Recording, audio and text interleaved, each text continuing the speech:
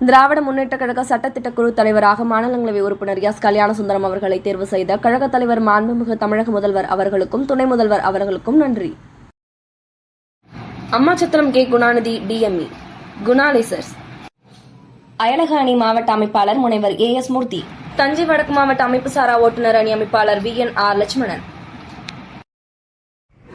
கும்பகோணம் மாநகர திமுக நடத்திய முப்பெரும் விழா. கும்பகோணம் கும்பேஸ்வரர் கோவில் மேலவேதியில் திமுகவின் முப்பெரும் விழா பொதுக்கூட்டம் நடைபெற்றது.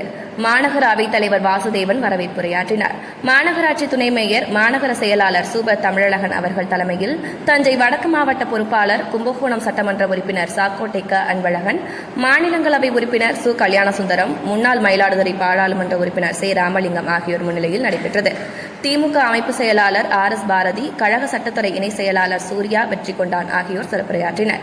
இந்த கூட்டத்தில் மாவட்ட நிர்வாகிகள், ஒன்றிய பேரூராட்சி திமுக செயலாளர்கள், மாநகர நிர்வாகிகள், மாமன்ற திமுக உறுப்பினர்கள், மாநில செயற்குழு, பொதுக்குழு உறுப்பினர்கள், மகளிர் அணி நிர்வாகிகள் உள்ளிட்ட ஏராளமான திமுகவினர் கலந்து கொண்டனர்.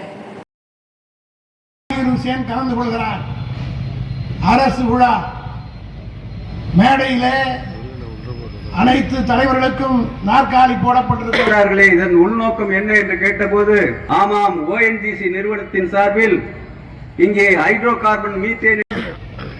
அண்ணா முதலமைச்சர் மேயராக இருந்த வேலூர் நாராயணன், துணை மேயராக இருந்த தமிழகனின் போல அன்றைக்கு சென்னை மாநகரத்துடைய துணை மேயராக இருந்த பவளவண்ணன் போன்றவர்கள் எல்லாம் மேடையிலே உட்கார்ந்திருக்கிறார்கள். பெருந்தலைவர் காமராஜர் 67 சட்டமன்ற தேர்தலில் போட்டியிட்டு தோற்றவர். ஏன் இதை குறிப்பிடுகிறேன் என்று சொன்னால், இன்னைக்கு நல்ல பப்ளிசிட்டி தேடித்தரார் நம்ம எடப்பாடி.